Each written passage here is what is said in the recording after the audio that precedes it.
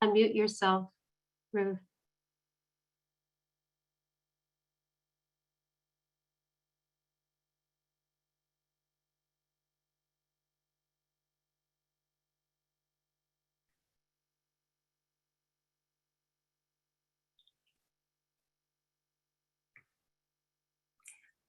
Good morning, and welcome to the Unitarian Church of Staten Island. I'm Ruth Benson, Worship Guild Associate for today's service, and I'm speaking to you from my home on the beautiful North Shore of Staten Island. This morning, we're going to close out our month-long tribute to women's history with personal testimonies from 3 different women. We are women of different backgrounds and women of different generations. Sarah Blas and Roxanne Mustafa will join me in sharing how our personal journeys brought us to this intersection, how among us we have faced down paternalism, white proximity, and white privilege, racism, classism, and religious fundamentalism. For those of you who are visiting and may not be familiar with Unitarian Universalism, I want to say a little bit about our faith. We are what is known as a free church in that we do not follow a creed, we do not espouse dogma. Rather, we affirm and promote 7, soon to be 8, principles. The personal stories you will hear this morning blend lived experiences that honor our first and proposed 8 principles. The first UU principle, we covenant to affirm and promote the inherent worth and dignity of every person. This is the statement for a proposed 8th principle. We, the member congregations of the Unitarian Universalist Association, covenant to affirm and promote journeying towards spiritual wholeness by working to build a diverse, multicultural, beloved community by our actions that accountably dismantle racism and other oppressions in ourselves and in our institutions. And with that, I will proceed to the way in which we always open our services, our chalice lighting.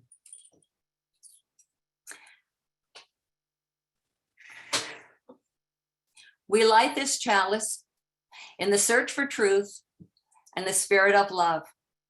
We unite in worship and fellowship.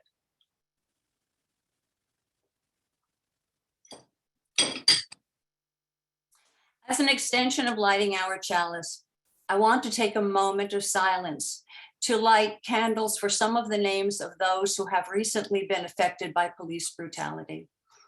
We cannot cover all the names of those affected. So I will light a candle for the life of Chantel Davis, for the life of Ayanna Stanley Jones, and for the life of Rekia Boyd. In addition, I will also light a candle for those who are suffering and dying in Ukraine.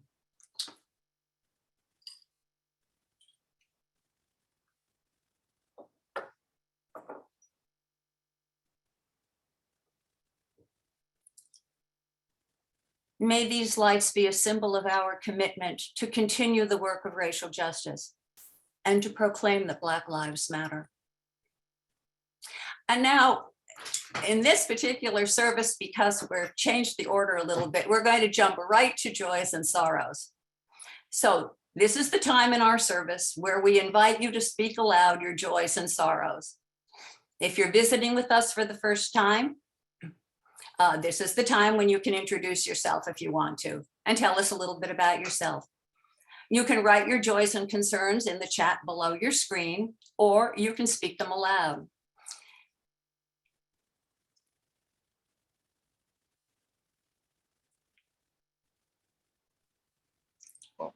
Hello, everyone. I haven't met formally anyone here in this group. I was invited to this group, but being that an invitation as a Muslim, when you're invited to someone, you come to the event, you know, and being that I'll be very busy with other things in the following weeks, I would like to introduce myself. My name is Aldo Raphael Perez. I am a Muslim for over 24 years, 25 years. Alhamdulillah Rabbil Alameen. I lived overseas for 6 years.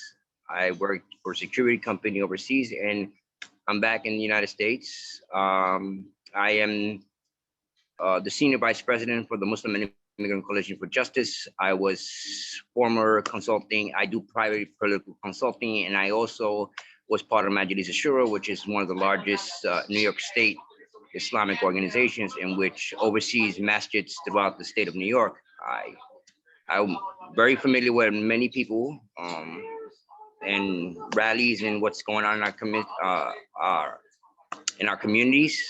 I'm very focused on anti-violence and on education and health, and bringing an attention to our inner communities, being that I come from a Puerto Rican background.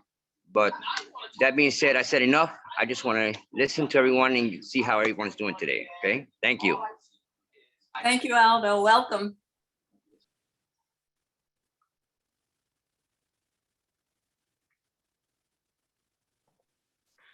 Ruth, this is Sally. I had a joy yesterday. I went to the Bronx it's so exciting going to new places in New York City that you haven't been to before. There's a new Bronx anti-war coalition that's formed.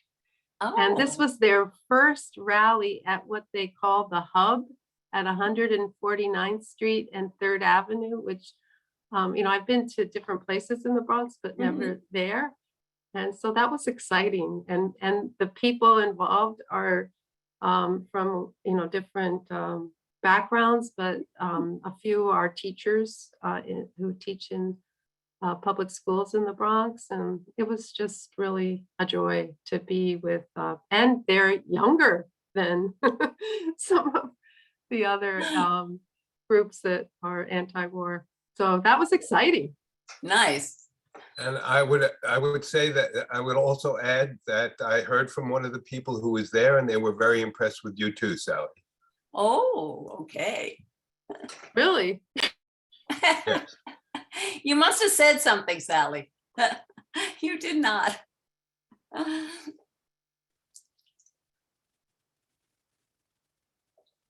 see if there's anything in the chat. I'm looking in the chat box, but I'm not seeing anything, except that Roxanne does say that she's not surprised because Sally is impressive, and she is indeed.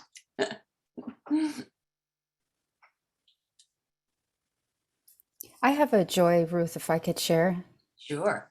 As you know, Ruth, we were at a fundraiser last night, but really it wasn't about the fundraiser itself. What was a joy for me is just seeing this community on Staten Island and some of our Brooklyn neighbors like in one place talking about change and equity and seeing folks motivated under the same umbrella that motivates like a lot of us that believe in racial justice.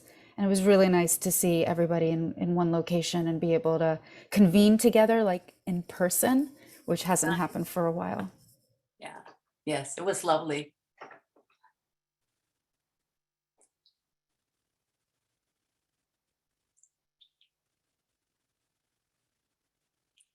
Let's see.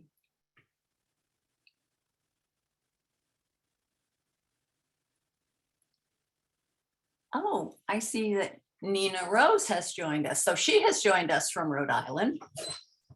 And I have a friend who I hope is joining us from Rhode Island as well. I guess that Maureen and I have a small joy that we're going to be able to go see a performance this afternoon. A childhood friend of Katie's who lived down the block, and we still know and are good friends with their parents. She's part of the Paul Taylor Dance Theater, and she's performing this afternoon at 2 o'clock. So we're going to be leaving a little early, perhaps, but we're very excited to be going. Nice. Okay.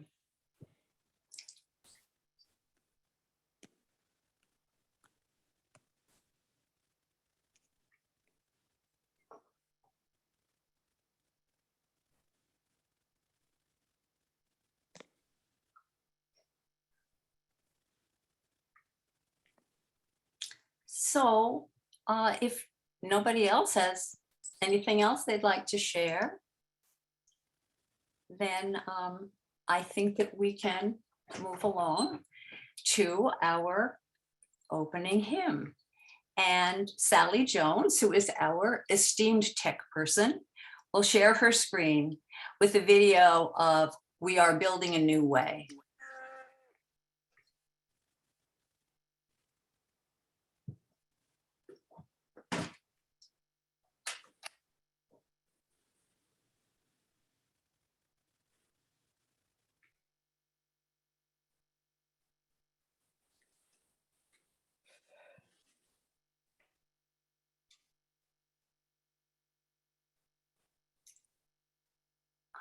I'm not getting sound.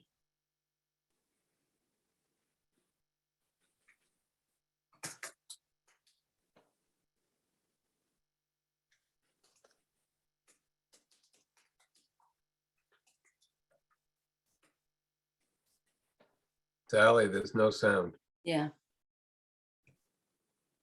Come on, it's okay. Do you need to Doesn't hurt you. stop sharing, and on the bottom left, it says sound, and then redo it? Okay. It's okay. We just clean you up a little bit. Come on now. It's all right. It's okay. There we go. Not so bad. Mama just cleaning up her baby a little bit. Nina, if you could mute yourself, that would be good.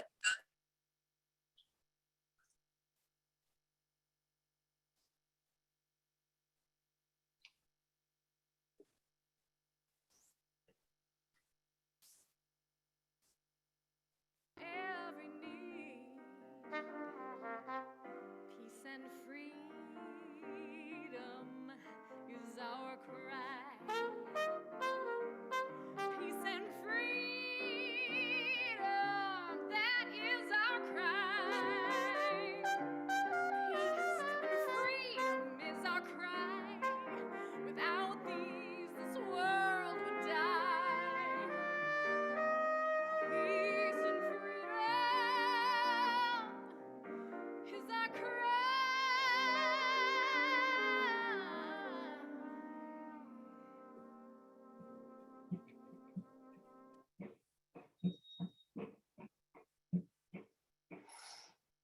Sorry about that, Ruth. It's okay, Sally. Those things happen, as we know. We can't help that. So, okay, we will move on to the main part of our morning here. And it's my great pleasure to welcome Roxanne and Sarah.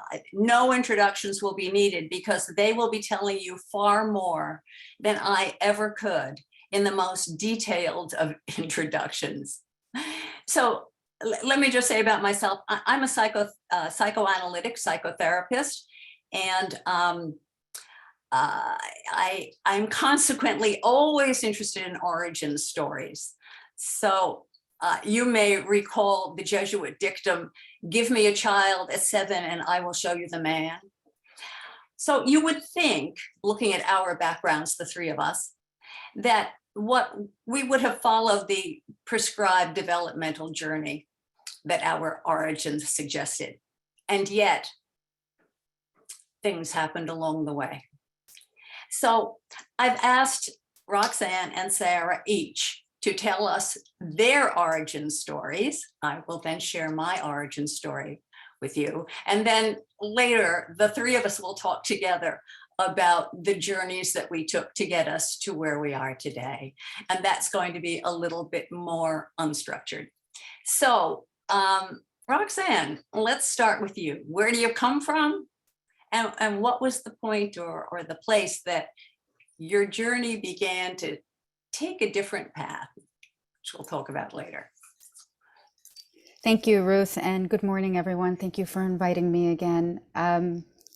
Well, there's where I'm from, which is Brooklyn, New York. That's where I was born, in Carroll Gardens, or Cobble Hill. It's on Warren Street. And then there's where I'm from, as we say in the Arab community, because oftentimes people don't recognize that we don't actually look like something that they may recognize. So people say, where are you from? And I'm sure many of us who are maybe not the norm looking people get asked that question a lot, or people who may be biracial, or people who come from different countries. But where I'm from is Palestine. My family are, some of them are refugees, some of them may be immigrants. It depends on your definition, but they did leave Palestine during the turbulent times of war and uprising to make a better life for themselves. I have 56 first cousins.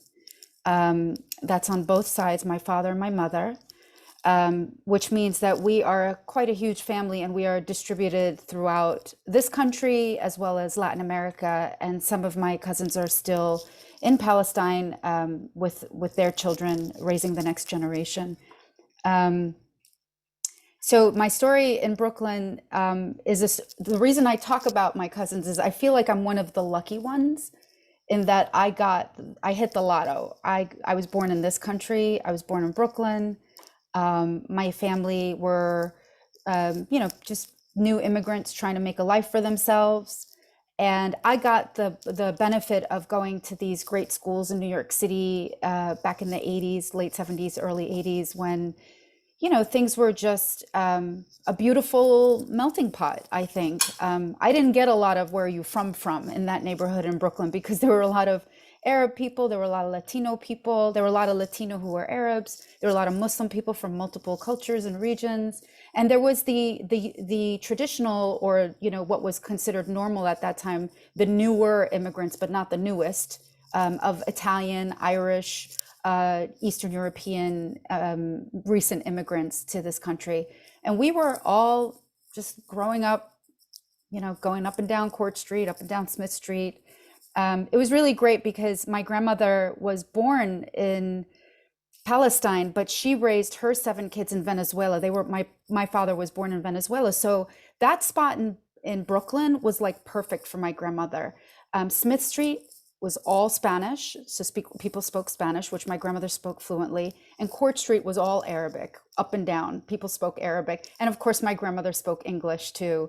So this was like a great place for her to bring her son, his new wife, and subsequently my 3 siblings were all born there.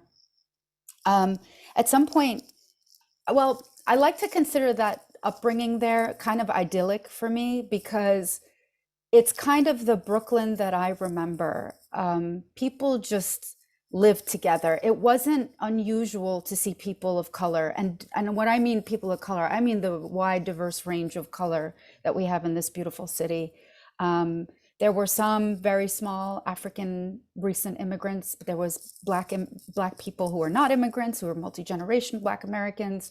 And then there was a lot of Irish Italian people who were just sort of embedded here for multiple generations. And then there was like the new wave, which was Yemeni, Palestinian, Lebanese, and I fell in that group. You often saw Christians, and then you saw Muslims, and there was different kinds of Christians. There was like Italian Christians, there was Latino Christians. It was just great. I have such fond memories of sitting on the stoop, and so many of these like classic 80s memories that a lot of us Gen Xers talk about. It was just so classic. But when we moved to one location in East Flatbush, and then we moved again to Flatlands in Brooklyn. And that was a predominantly Italian Irish American neighborhood. And we were, my family, were the darkest people there. And as you can see, I'm not a very, I pass for white. But we were so unusual to the streets and the neighbors there that they kind of thought that there goes the neighborhood, because they thought we were a band of gypsies. And I don't know what they mean by gypsies. I don't know if they mean like the Moors or like the Bedouin gypsies, but I think that was a pejorative. I think they meant it as a pejorative, like, look at those, there goes those gypsies moving into the neighborhood and ruining everything. I talk about that in my origin story, because when we moved in about, I think it was 86 to well into the 90s, those neighbors got to know us and learned about who we were. We identified as Muslim Americans. We identified, at that time, we didn't talk a lot about being Palestinian, because at that time it was contentious. It was seen as an aggressive sort of stand. So I kept that, somehow I knew that. Somehow, maybe because as an American kid watching the news and watching how the Arab-Israeli conflict was described in the news, I just knew I was sort of on the losing side of that argument. And I kept that kind of under wraps. I kept it so under wraps that I recall so many times in my childhood just wanting to associate more with the kids in high school that were more normative white folks. So it would be the Italian kids, the Jewish kids, the European Jewish descent kids. I wanted to be more recognized as one of them. And in high school, I was in an honors program at South Shore High School, and we were in a bit of a bubble. South Shore at the time, in the late 80s, early 90s, if you're from New York, you probably know this. South Shore was one of those schools, those high schools, that was very high tension race problems, meaning that kids were fighting, Black and white kids were fighting, and they described that as a race problem. And then the usual response was then to put metal detectors in a school. So it was weird for me, because by day or during school hours, I was in my honors classes and trying to fit in. And after school hours, I was hanging out with a lot of the kids of color, the Latino kids, some of the Black community in the school that were playing sports or part of band or part of sing, which is something we had. So I was always moving in these different circles, kind of trying to fit in. And I say trying because it wasn't easy for me. My narrative was not normalized. And even as an adult, I struggled with how to identify. So you can imagine all those things as a teenager that you go through and like trying to figure out who you are. That's when I was in my really depressing like music phase, heavy rock. I was just, and there was a lot of also hip hop at the time that was really describing that tension that I felt of just like, what is going on here? We didn't have that language that my teenage sons have that language now of like, what just doesn't fit right. As I grew older, it got harder and harder fitting in, not just with outside of the home, but inside of the home. Inside of the home, my family got more religious. And it's interesting because you will see this happen a lot to a lot of Palestinians in the 80s and the 90s that were here. We didn't know how to claim and hold dear our identity as an ethnic group, as an Arab ethnic group of Palestinians, which is very distinct from other countries. And especially there is a very difficult, turbulent history there. But what you find is a lot of the Palestinian Americans clung to their religion for their identity here in this country. So a lot of Christian Palestinians became more Christian. A lot of Muslim Palestinians became more Muslim. And I really struggled with that move, that my family got more and more religious, because I was just still trying to figure out, well, who I was just as an American kid. It became so difficult for me that I even reached out to my mother's good friend, the Italian American neighbor across the street, and would often go to her and tell her about how I just didn't feel comfortable in my own home. And I noticed her home seemed so idyllic. They had a much nicer home. They had more money. Their daughter went to dance class. Their son went to camp. It just looked like such a classic American family to me. I asked her to adopt me because that's how badly I wanted to be white. I wanted to be as close to that definition as I could. It got worse when in high school, well, it didn't get worse, but it was just, the tension was worse, because that first year that I got into the honors program, there was this wonderful teacher there who was a doctor of anthropology.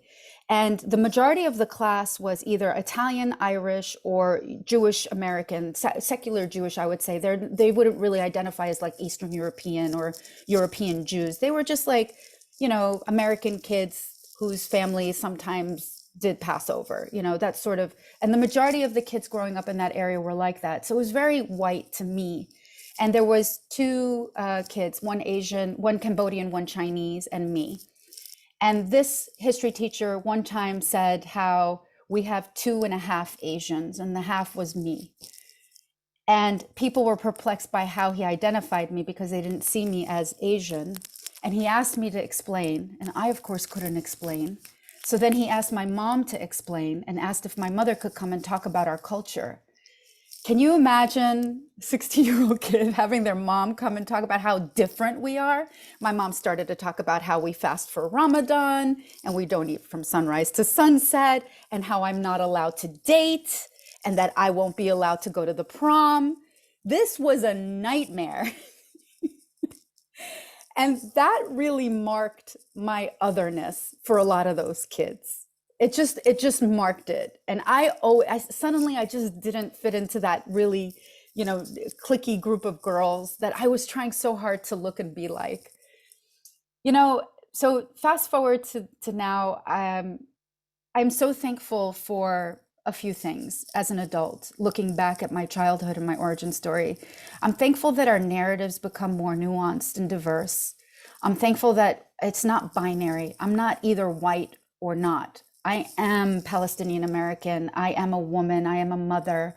There's such a, all of those identities are no longer binary today. We don't talk about even being a woman as binary. It's not. It's a beautiful spectrum of things. People don't even look at me and see a Muslim, right? But Muslims know what we look like because Muslims understand the diversity in our identity, the diversity of our ethnicity, the diversity of the way we practice. Because in Islam, you know, Islam is the fastest growing religion, and it also has like more cultures than any other religion.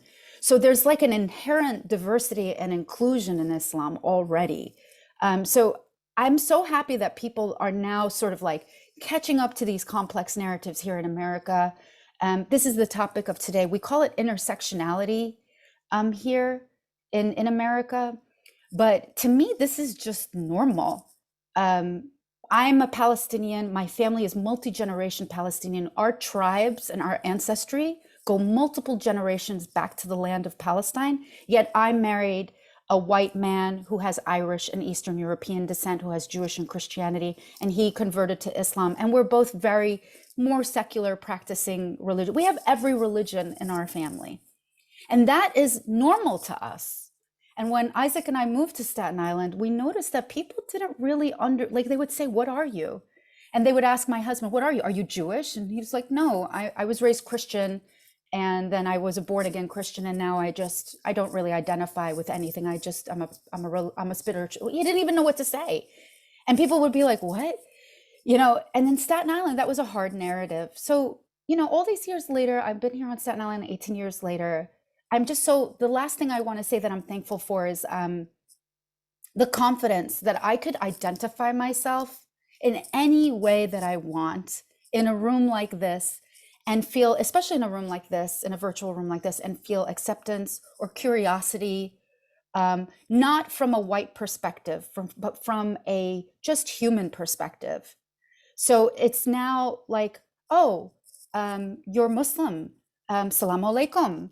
Oh, you're a mom. How are your kids doing? Oh, your husband's not that. How did that conversion go for your family? Like, it's just from places of curiosity, not places of patronization or elitism most of the time. But this is why we're here to have this conversation, because a lot of time I am not in rooms like that.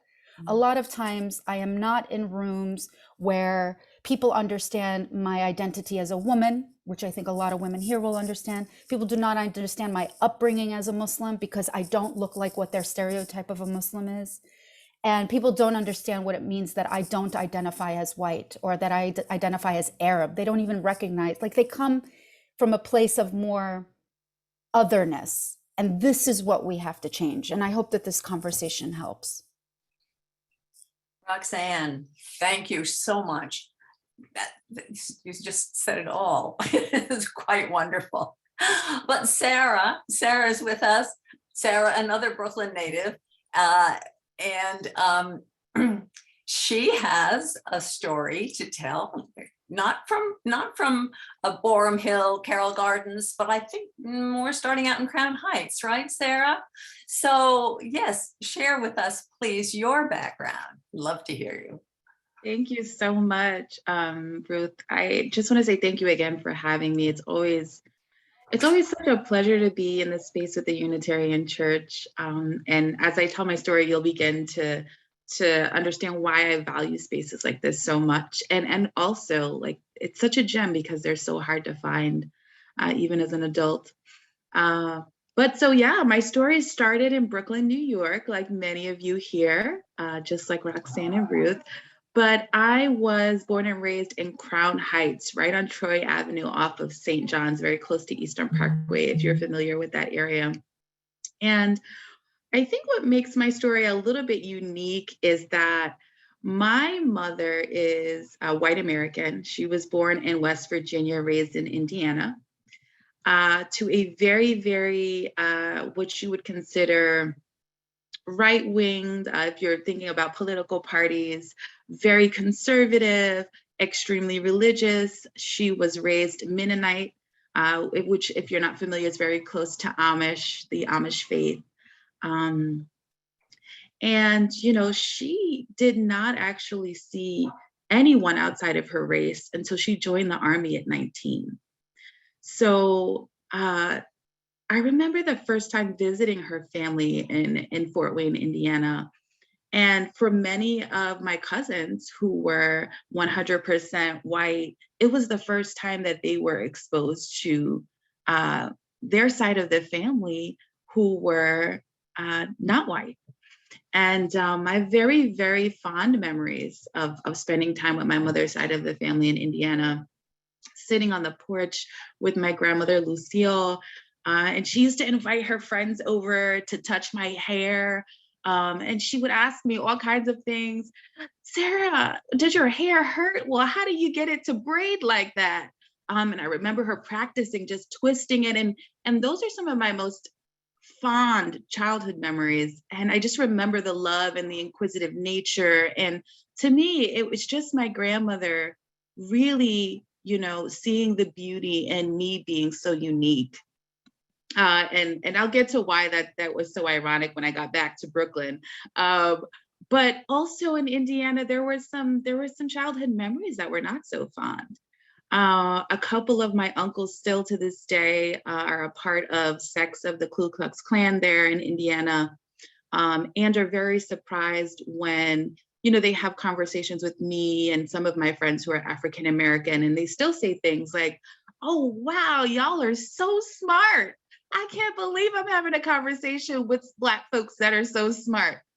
And so for me, conversations about race started at a very, very early age because, again, many of my family members on my mom's side they were just never exposed to anything outside of what their norm was.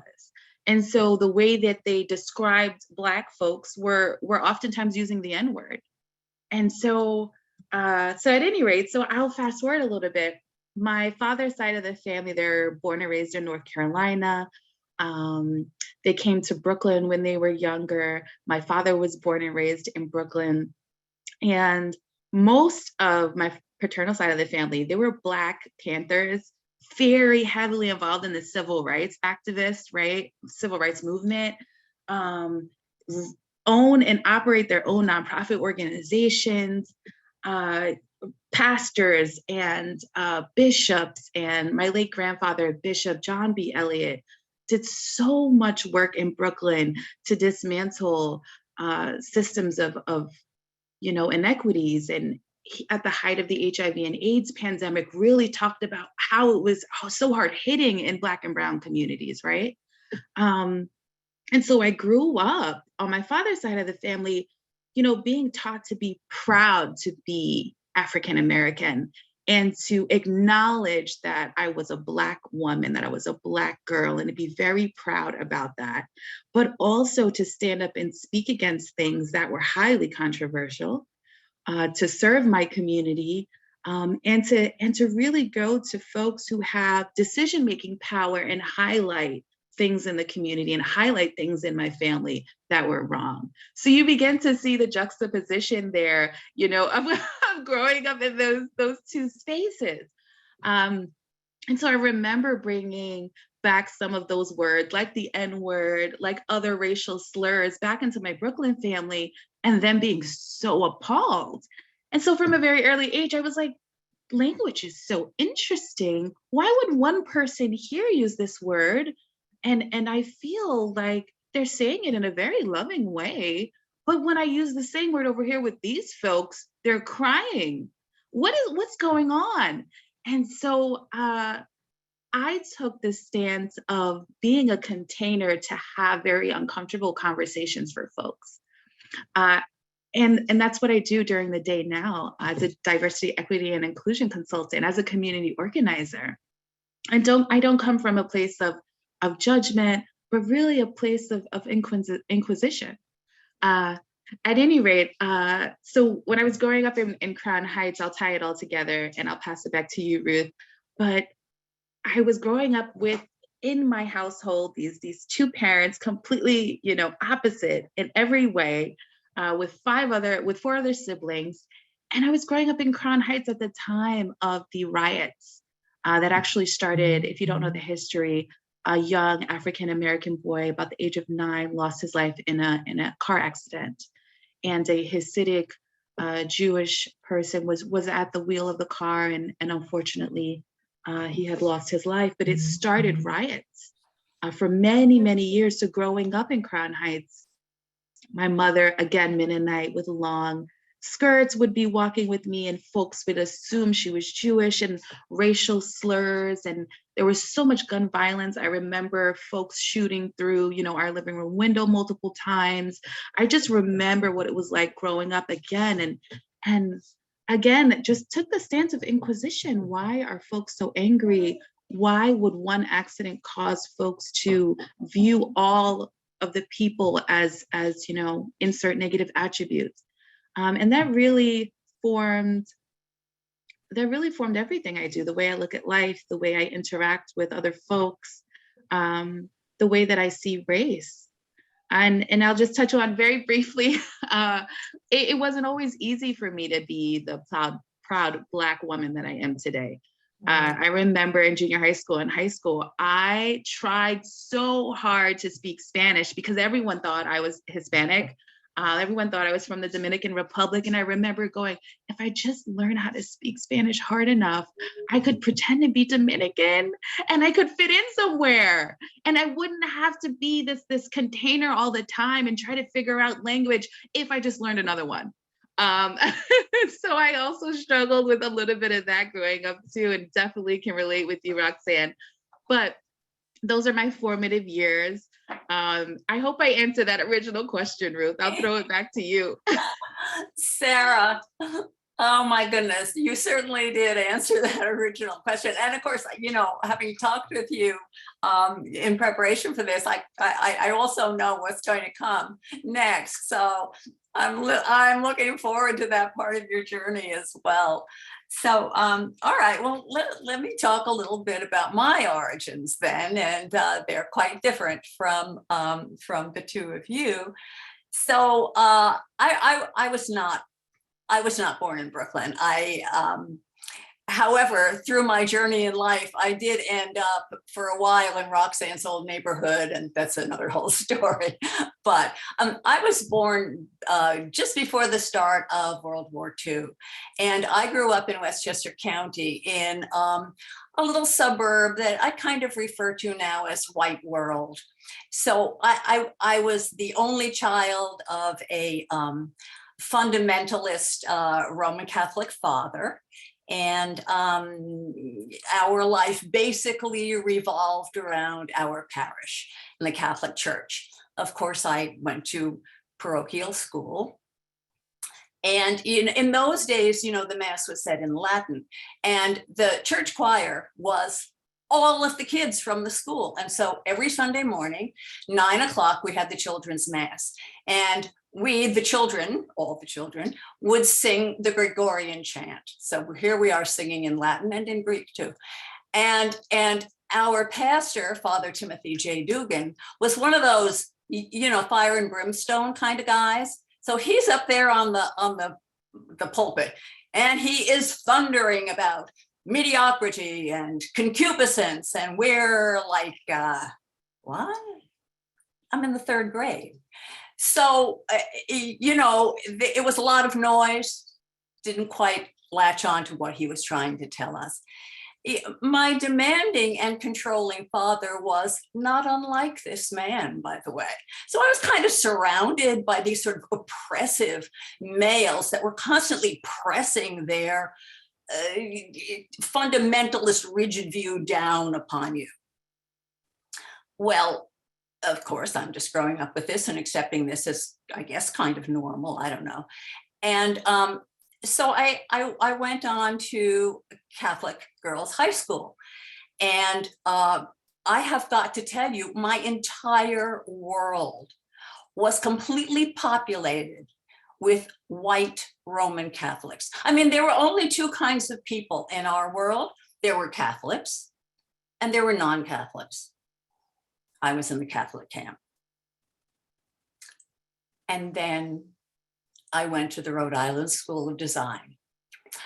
And oh my goodness, the dormitory, there was a lesbian in the dorm. Beth Sobel, we were terrified.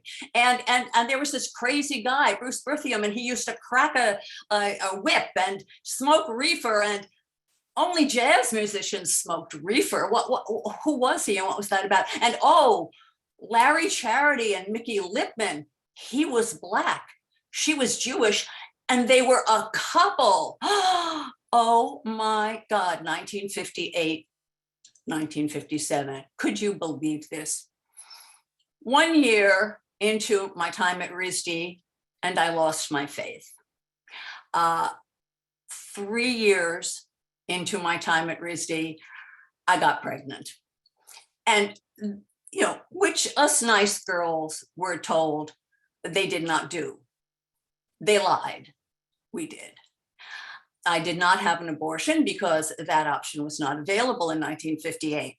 And my parents wouldn't have allowed it anyway. Instead, I had what they called a shotgun wedding. So at the age of 20, I was married and promptly had a miscarriage. Our first child, Christopher, arrived 14 months later. Our second son, Nick, was born 4.5 years later, because my husband and I thought, you know, it wasn't good to have an only child. Look how I turned out. During the 10 years of our marriage, and I'm going to really refer to my notes on this one because this is heavy duty for me.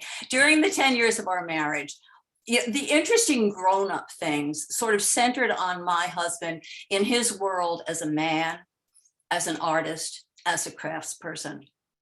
He controlled the purse strings. because in those days, a woman could not get credit on her own, in her own name. He was remarkably tight with money. I used to call him Silas Marner. I sewed all my own clothes. I used to say that if I could figure out how to make shoes, I would do that too. I became a good cook. I darned his socks. I turned the collars on his work shirts. I took a back seat to his interests and tried to be a good housewife. But I loathed housework. While he flourished in a world of creativity, I suffocated in a world of dust mops and vacuum cleaners and dirty laundry. And like my overbearing father, he belittled me, told me I wasn't living up to my potential. Kind of hard in those circumstances. I did struggle to maintain my own sense of identity. I joined the Newport Players Guild. This is the community theater. I acted, I designed and built sets. I designed and sewed costumes. The community theater became my lifeline. The other thing that I did in those years in Newport was I became an anti-war activist during the Vietnam War. With another housewife in Newport, I organized Newport, Rhode Island for Eugene McCarthy's presidential campaign. I wanted so badly to go to the 1968 Democratic Convention in Chicago, but my husband wouldn't let me, which turned out to be a good thing. For more about the constraints on women in those post-war years, I recommend Gail Collins's excellent history book, When Everything Changed, The Amazing Journey of American Women from 1960 to the Present, or just go back and watch Mad Men. The marriage was fraught with anger and strife. In 1968, I joined an early consciousness raising group. I joined the women's movement and sued for divorce. And I have never touched a sewing machine since that day. So those are our origin stories. So now let's see where we got to from our beginnings. So I think that Roxanne suggested that we all just kind of try to mix it up together in conversation. So the three of us here we are, all three of us. So let's see, where did we go from here? So who wants to start?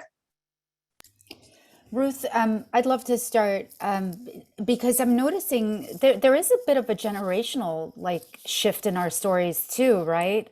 And listening to your story, Ruth, there was so much of the foundational conversations that I think maybe I might take for granted, and I don't want to speak for Sarah, but you said something that I sued for divorce. Yes. Yeah, there's some things that we take for granted in the later generations that it seems like you were just in this. When we talk about, Sarah and I both talked about, look at the way the words are being used. You just said sued for divorce. Was that deliberate? No, that's what I did. Well, let me That's explain. the way we talked. That's the way we talked then. Yeah, I mean, we file for a divorce, or yeah. right, Sarah, or if unfortunately or unfortunately, those of us who have that option or needed that option, it's a filing and it's getting a lawyer, but I don't know if it gets to sue. That's so interesting, and that's just the way I think. When I think back, that's the way I think. This is what you did. You sued for divorce. Well, my impression is, and I imagine it was the same for American women in the 50s and the 60s as it is for a lot of Arab women, maybe in the 80s and the 90s, because there was a lot of divorces happening then, is that it's hard to remove that partnership that is mandated by our society, culture, law, God. Yeah. And it's hard for a woman to do that. Yeah, I see a lot of people nodding. Mr. John Walker, I see you nodding. Yeah, and I think that that's something that also how we got to those relationships in the first place. That your story, it was, you said it like it was part of the colloquialism. It was a shotgun wedding. It was, I Yeah. got pregnant. So did you just have to get married? It was just, that was the thing to do? Well, I had another choice. I could have gone into a home for unwed mothers and produced the baby and put it up for adoption. That was my other choice. We weren't wealthy, so there was no going to Puerto Rico or wherever women went who had money to get an abortion. So, you knew, this is with the famous time of the wire coat hanger. Women throwing themselves downstairs. So, you either tried to abort the fetus yourself, or you went away somewhere, with some sort of a story that your family made up, and you delivered the child and it was put up for adoption. Wow, Ruth. Yeah. And so sometimes in spaces, I also share a little bit about when I had my first child. So I got pregnant at 15 with my first child. And so there were so many options available to me at the time. I ended up keeping her and having her at 16, but there was pressure from certain folks in my community to have an abortion. There was also pressures to give her up for adoption. There was also pressures to get married, which I chose to not do very adamantly. And, there were also like so many women that was like, okay, well, there's a high school with a daycare. Strap that baby onto your back and go to finish school, which is what I did. But there were so many women that came before me that had done that had said, when I grew up in a time I had to get married to a man that I may not have liked very much, or may, didn't treat me very well. It didn't treat the baby very well. You find out what you want to do, and whatever that is, we will find a resource for you. And so, just hearing your story, and I'm just like, wow, how different would my life have been had those options not been afforded to me, and had those stories that other women that I didn't even know, had also said, I chose to have an abortion, or I got pregnant at 13, 14, 15, 16, or I had no idea, but it was, yeah. Yeah, well, that's where you see the generational divide. I think of the three of us, and my thought always is, well, we're grown-ups. We're all grown-ups here, so there's no generational divide. We're adults, but in fact, there are huge generations. Especially in how we were raised, and that's where we're most sort of, not, I wouldn't say vulnerable, but susceptible to what's happening around us. Yeah. And we are the conglomeration of what our society tells us we need to be. I just saw a quote on TikTok. I get all my information from TikTok these days, and I'm not ashamed to admit it, because that's what the young people do. And That's right. But there's a lot of these snippets of Gloria Steinem, and one on my feed came up about Gloria Steinem saying how women today nurture each other because our mothers were victims of what society expected of us. And some of us, and I see Sarah, nodding, I know like this might hit hard. And some of us didn't have that maternal unconditional love because our mothers were trying to navigate society's expectations of us. And sort of like, I wish I remember the quote, and it just hit me so hard. And the reason it hit me hard is my mom and I were both, I don't want to say victims and I don't want to say prisoners. I'm trying to find a better word, because we survived and overcame a lot of that. So we're certainly not victims. Yeah. And we weren't prisoners because we always were looking for options, but we were impacted greatly by everyone's expectation of ourselves. And I was lucky because my mom was conforming to a lot of the expectations of me to be married. So what you two experienced was the norm for me. I was supposed to be pregnant by 16. I was supposed to be married and pregnant by 16. I'm supposed to be a grandma by now. And I was pushing hard against that. And my mom was bouncing between the expectations and giving her daughter options. Eventually, I was able to get to college, and I used my education as a shield. let me be an educated mother. And then eventually when I became educated, I worked and I said, let me be a valuable person in the society before I become a mother. But I was always pushing back. So I had my kids later. I had my kids around 30, which is like ancient for Arab culture. I might as well be a grandma, like pack it up. My dad actually said the factory is about to close. It was such a pejorative. Like, I'm like, Dad, this is not the 50s. And that's not how, that's not how, our biology doesn't really say that, Dad. And our Yeah, culture doesn't yeah. need to say that. You want me to be the best mom I can be. It's funny. So like I had the reverse. I was pushing back. And to your point, Sarah, I think my mom was a constraint for me, but my mom was also trying to fight against her expectations too. Yeah, yeah. Yeah, Sarah, I want you to jump right in there, but I just wanted to say something, and that is, if anybody who has any questions or wants to join in, we will have a time to do that at the end of the service. So we have a coffee hour, and you're all welcome to stay and visit with our speakers and ask any questions you want to ask or make any comments you want to make. But right now, we're just telling you our story. So Sarah, go ahead. Yeah, I just wanted to echo, those sentiments because I had the same experience with my mother as well. Again, my mother grew up in a Mennonite culture. So for her, to even talk about premarital sex was not something that you even did as a woman. So she was completely shocked and she had no tools to be able to even to deal with it. And so again, her reactions, as I got older, I was able to go, well, what would my reaction be, had I had this limited exposure with no resources, and she really did, my mother really did believe at that time that my life was completely over, and that there was no way that I could be successful, in life. Obviously we know that that's not true, but just, quite an interesting road, and just again so grateful that the reason that I'm successful, so grateful, it's because of women like you, Ruth, and women who have paved the way for there to be resources for women like me. And I hope that the three of us are, in this conversation, and of course in all the other things we do, are paving the way for the next generation. Absolutely. Mhm. Absolutely, we are.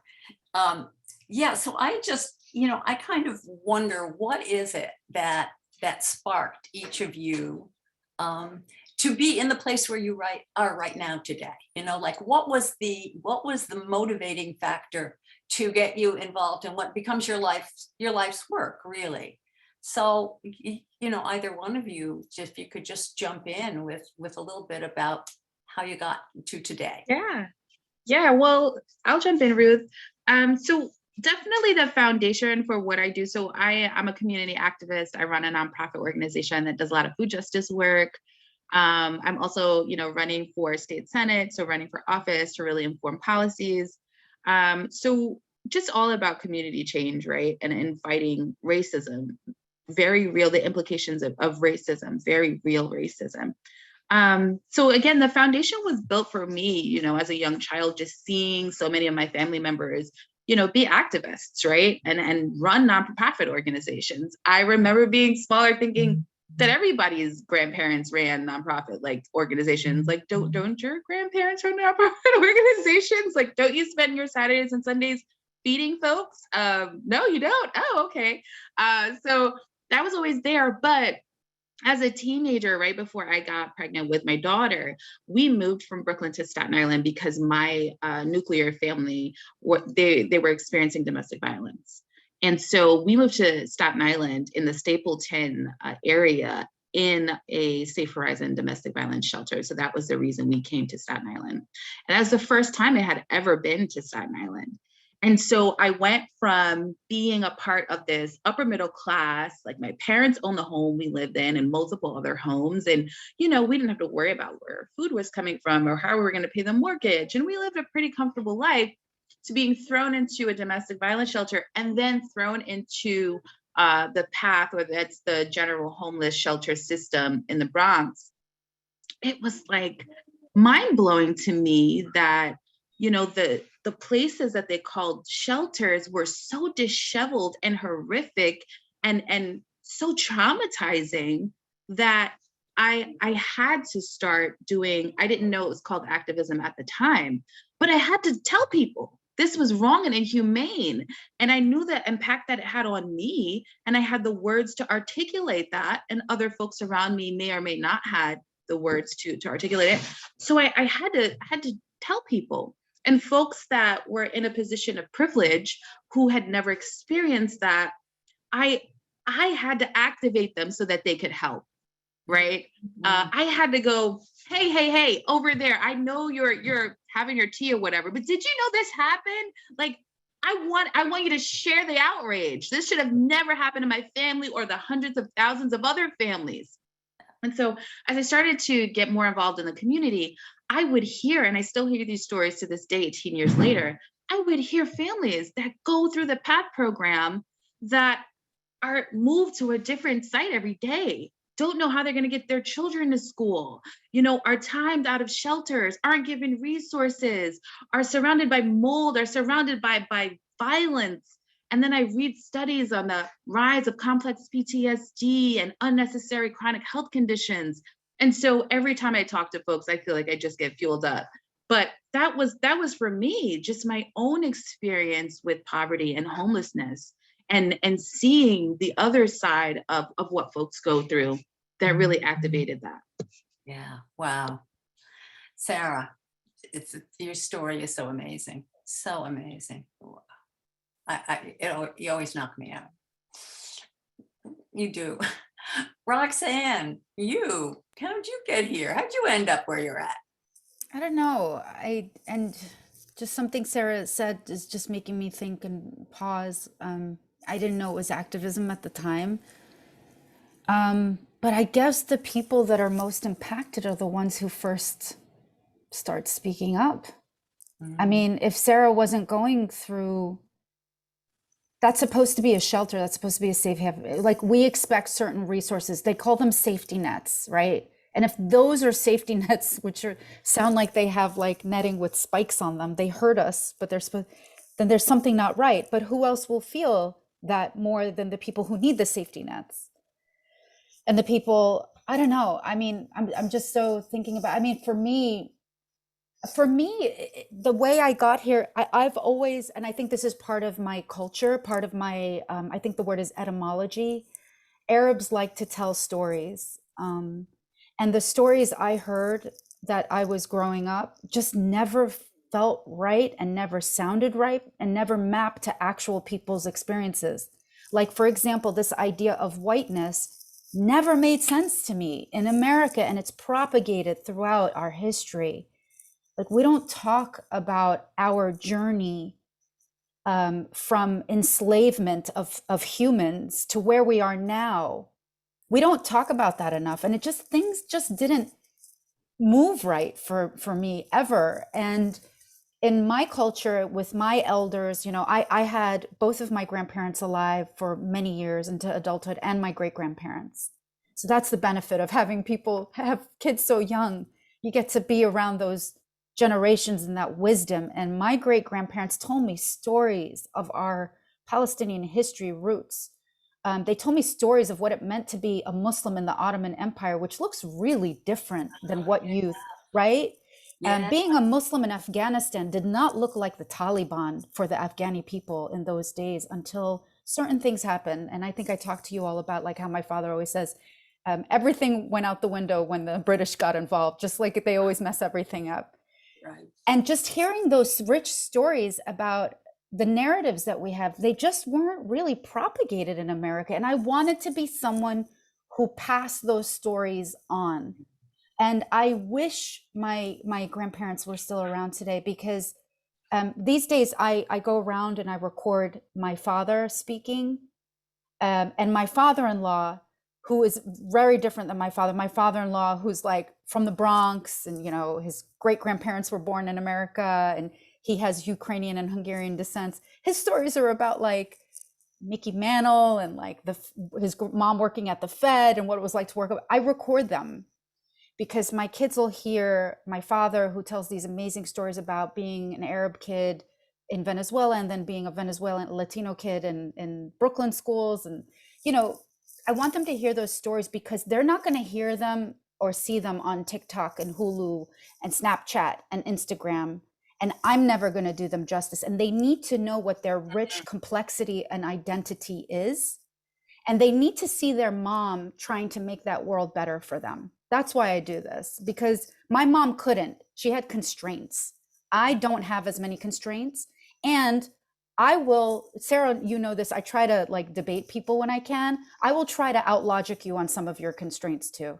If you tell me this is something I'm supposed to do, I really want you to back that up with some evidence. Who said that I'm supposed to do that? And I do that for my kids and for the next year. I do it for your kids. I do it for Sarah's kids. I want these kids to have like a better shot, really, than I think us Gen Xers did.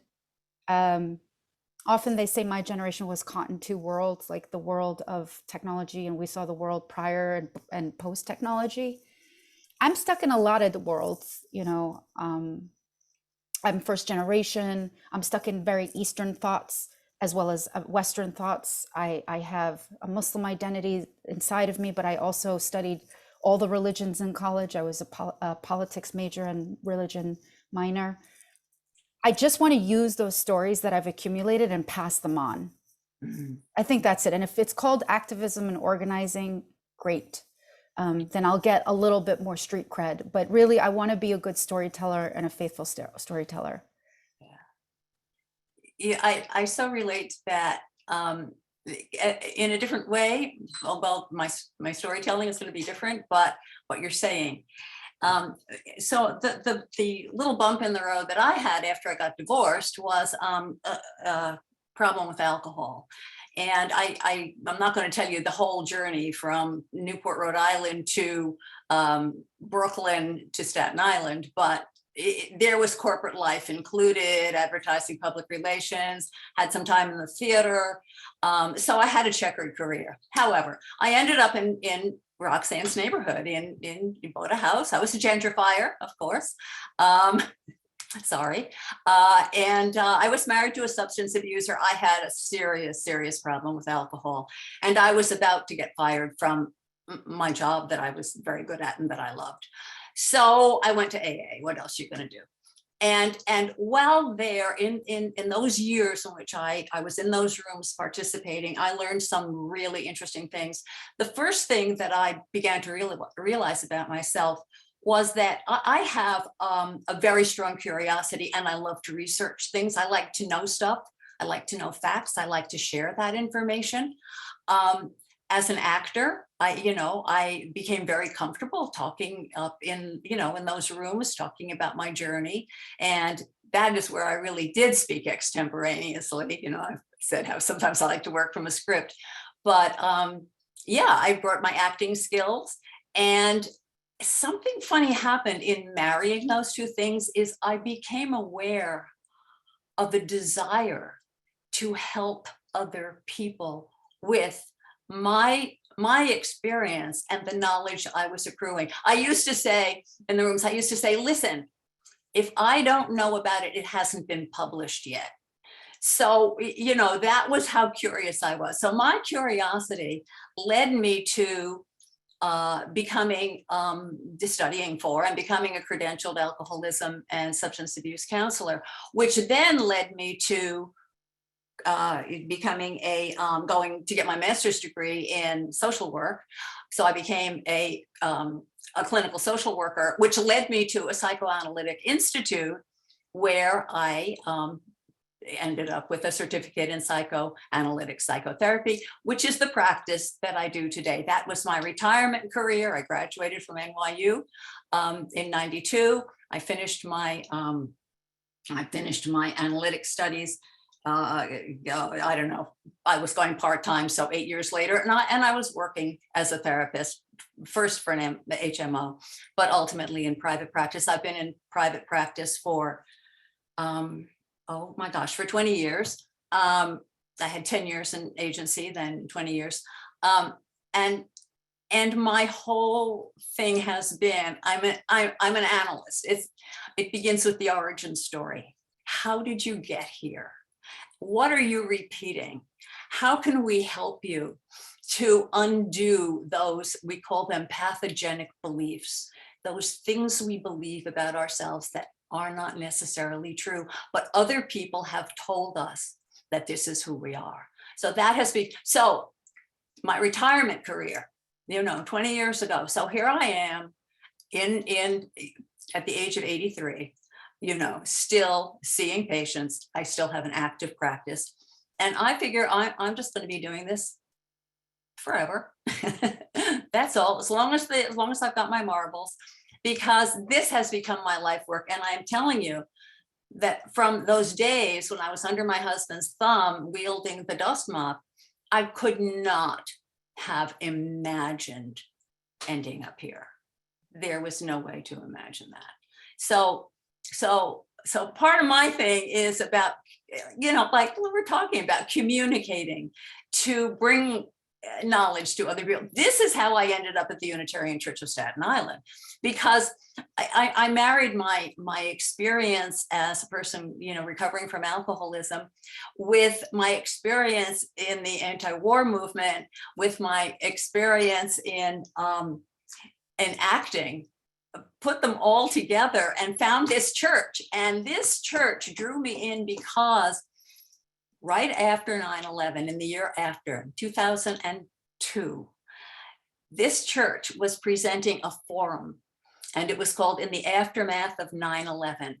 And I saw it advertised in the paper, and the speaker who interested me was Phyllis Bennis. Phyllis Bennis from the Institute for Policy Studies, who is a Palestinian expert.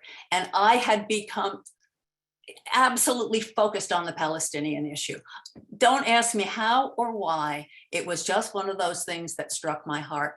And I said, I have got to go to this place and listen to this woman. For some reason, I didn't make it to that one, but I went to the following one, and it was Dan Berrigan. And I said, if this church is doing this kind of work, I belong here. And I joined the Unitarian Church of Staten Island, and my involvement here since I joined in 2002 has been to just carry all of these messages forward through the services that we do, through the committees that we run. And one last thing I want to say about all of that is, because this is where we come to me and what I've come to understand about white privilege. We had established a Black Lives Matter committee.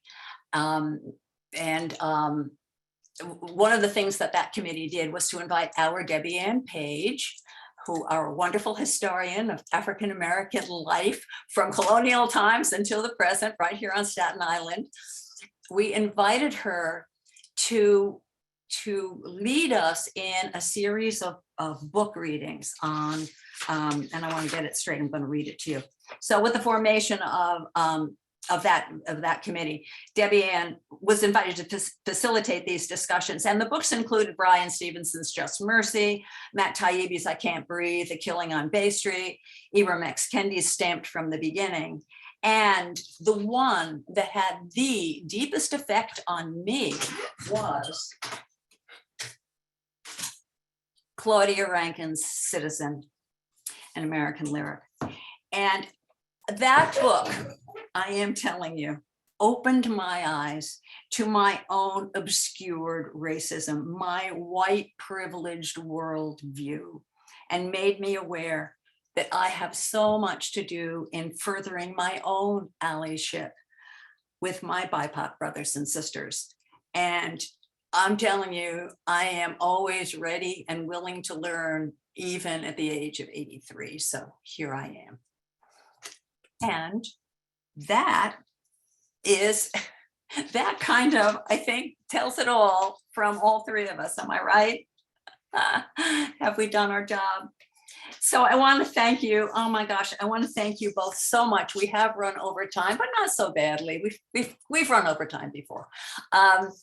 And we're just going to go on to oh my goodness, now I've sort of lost my place. This is where we ask for the offering. And so I'm going to tell you what we're going to do. Okay, my notes are just so completely scrambled up. It's the time in our order of service where we take an offering. We know that it's the gifts of all of us that help support our ability to thrive and to gather online. So there are links and instructions. You'll find them in the chat.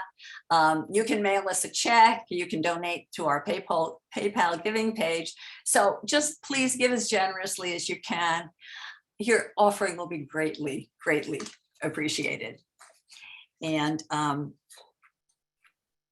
while you're looking at that and doing all of that, Sally, can we get that second hymn up, do you think? Yeah, yes, this hopefully Great. better this time. Okay, thanks so much.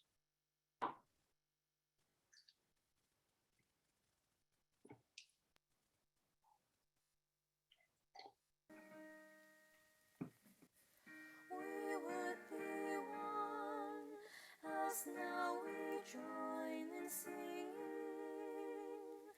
our hymn of love, to pledge ourselves anew to the high cause of greater understanding of who we are and what in us is true. We would be one in living for each other, to show to all a new community. We would be one in building for tomorrow a nobler world than we have known today. We would be one in searching for that meaning which binds our hearts and points us on our way. As one we pledge ourselves to greater service, where love and justice strive to make us free.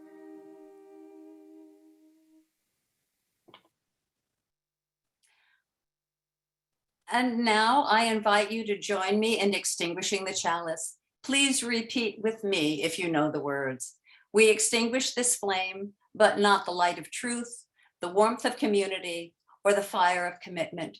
For these we carry in our hearts until we are together again.